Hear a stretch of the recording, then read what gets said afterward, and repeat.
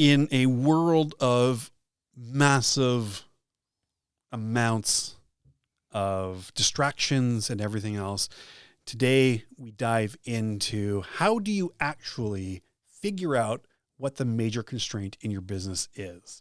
Because unless you figure that out, all of your energy, all of your resources are wasted. And that's what today is all about. And with that, we're back with another episode. Welcome back. We're your hosts. My name is Saad. And my name is Darius. And we're your neuroscience business coaches to help bring you the minimum effective dose to help scale your business. And we're bringing lessons of scaling $30 million in under 18 months in actual business, real life, to help you scale your business faster and cut through all the bullshit that seems to be circulating out there. And we don't care about your feelings. We care about your freedom. And the growth that comes along with it. Absolutely. Okay, so we're going to dive in and we'll try to be really focused today. And like I said in the opener, it's all about identify the constraint. Yeah. And the theory of constraints is like there's always going to be one thing that's limiting your business. And the sooner you're able to identify what that is, the sooner you'll be able to zero in on that and solve that problem and grow to the next stage. And the idea is help you figure that out so that you can stop wasting time, money, energy, resources on the wrong things and start focusing on the right things. Yeah. It would be a perfect world if you could figure out a constraint before it even happens, right? So that's kind of the goal here in today's episode. I've had the privilege to work at several different companies, organizations as a consultant, and I've seen things. I think I've always had, and I know you as well, like have had a knack for having the foresight to see things. And I've used this line before, and I love using it just because it kind of it sounds cool. Like you mean it is cool? It's pretty cool. Like hindsight is the dumbest form of intelligence, or the worst form of intelligence, or whatever it is, however you want to use it. Because like if you can look back at it and point out like, oh well, I wish I did that right. Like, duh, like a little too late. Yeah. So how do you get ahead of that and identify a constraint? So maybe like question number one, like what would be a business constraint? I mean, there's going to be a few major ones. Yeah. And I think when you're really starting it out, it's look at it in terms of, because if I doubled, as I say, 2 to 10x the amount of throughput in my business, what would happen? Like, would I be able to handle that? Mm-hmm. Or right now, if I were just like maybe a 10 or 20% increase in business, like what would that do? Would I be able to handle that? Would my team be able to flow that through? If they could, okay, then that's good. We don't have a delivery constraint, right? Whether it's manufacturing or whatever, or meeting the demand. We don't have that constraint there. So that's good. So that would then probably say, okay, well then I probably have a demand constraint because not enough people know about my business I'm worried about not being able to service them. Mm-hmm. So then that would very clearly say, okay, well, I could obviously handle way more business coming in. How much? Like at what point would that break? So that's kind of the first pass at it and saying, okay, well, if I were able to do that, like what would break? But if I'm already saying, well, I don't even 2x it at like 10% more, I'm already feeling like during the tough season, it's already crazy and we're unable to meet that, or it's like, it feels like the wheels are falling off the bus. Okay. Then you probably have a delivery constraint, right? Like there's something in there you're providing that's where your roadblock and bottlenecks are. And so then that's where you start to deconstruct that portion of your business and say, okay, well, which portion of that is it? So if you're in a manufacturing, is it the actual manufacturing process? Is it just taking too long to get it? Is it from the time that you get the order in until when it's being ready to deliver? Is it an actual delivery constraint where you're actually like trying to get your product in the hands of your clients and customers? Like what part of that chain is then what the bottleneck is? Right. because once you're able to kind of dive into that and peel that and kind of like widen that bottleneck and not make it a constraint anymore, you'll just dramatically increase flow through. Right. You'll solve that part of the business. Yeah. Hopefully that helps It does, yeah. provide. And so in there, I mean, there's a whole world of things you can look at in there. Yeah. I mean, when we scaled that 30 million, what we saw the constraint was, it was partially what we thought was, we need more people. We thought we had a constraint on the amount of people we had working for us. It was actually a resource, an improper scheduling resource constraint. So we weren't scheduling our resources effectively. We're still doing it all manually. And what we needed was technology to help us optimize it. Say, okay, here's all my inputs, and we're relying on people to use Excel to manually figure this out, when there's technology that could figure it out in a fraction of the time. Yeah. And then we can reallocate that time to a lot of other things. And we're like, oh, wow, we're dramatically underutilizing what we have. And so we're topping out with some equipment, but we're not actually we could actually be using it more effectively and get more delivery through that. Yeah. Yeah. And so that's where when you're diving in, there's going to be little things. And then on the front end, let's just say you have a demand constraint. Right. One of the common things we hear is, I need more leads. Mm-hmm. And I'm like, do you need more leads? Yeah. So our first question would be, okay, well, how many customers do you have? So if you already have a lot of customers, what you're going to do is you say, I need more leads, but maybe your conversion is just really terrible. Yes. Yeah. I was going to say that. It's like, I've been in touch with a lot of like salespeople throughout my entire career, and some of them have this approach of like, well, I just need to sell them something. Like, well, what if they're not buying? Or what if you can't articulate what their problem is that you're trying to solve by selling them a solution? So to your point, yeah, like either your conversion is absolutely garbage and you can't understand like what your client needs. Because again, if you go into a room and you're meeting somebody that has a demand for your product, but they don't understand how it applies to them, and you go in and it's like, well, you tell me what your problems are and I'll tell you how I could solve them. Now you're asking this person to do the job for you. If you can take some time beforehand to like qualify the lead properly, understand do a little bit of homework, understand what their problems are. Score your leads, exactly, yeah. Obviously, like if you bucket them out like all these nines, all they need is somebody to show them something. If you have a 1 and you just try to show them something and this 1 hasn't been qualified all the way to a 9, you're mismatching your delivery for that person. Yeah, I mean, you have to try to work a lot harder for something and try to convert them. But you might be really terrible at your sales skill, your sales ability might be very terrible. Yeah. You might not know how to properly challenge and bring someone through the journey.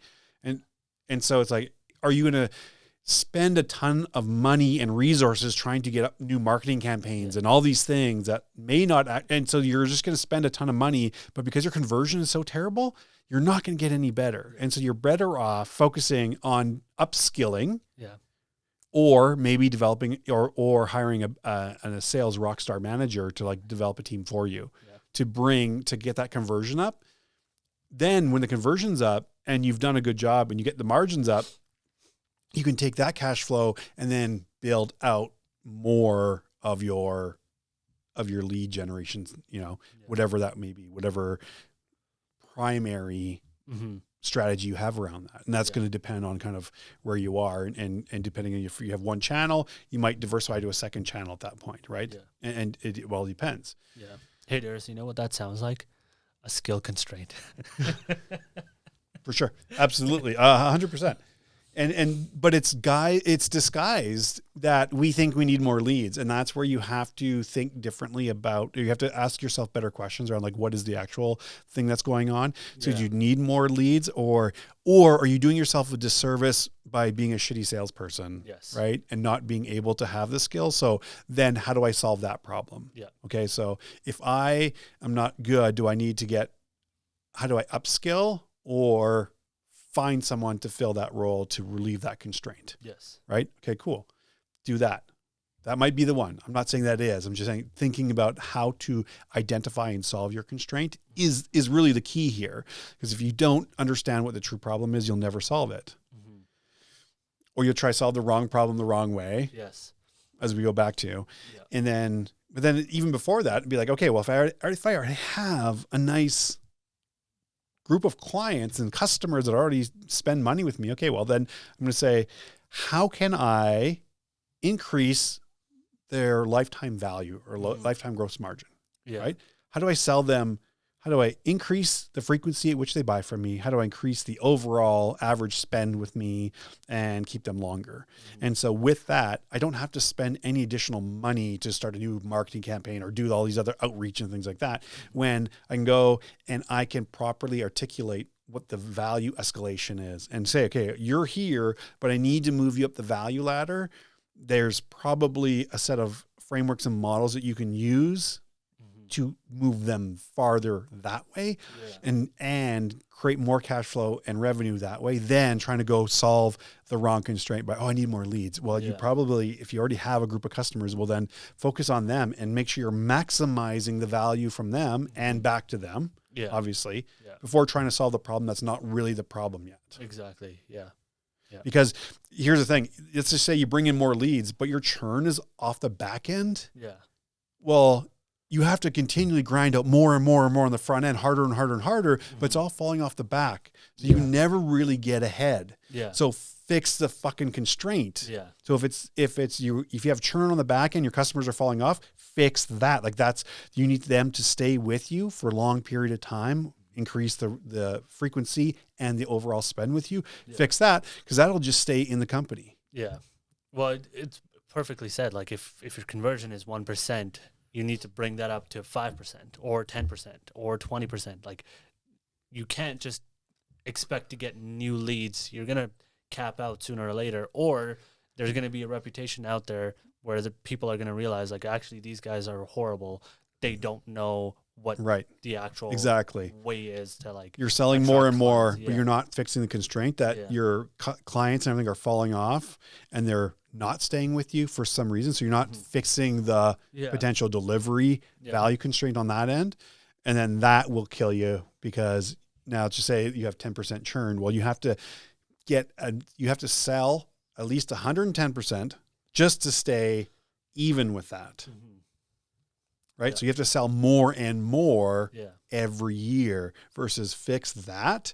And fix your overall. Now you can go and get more. Yeah. You do less work and get more. Yeah.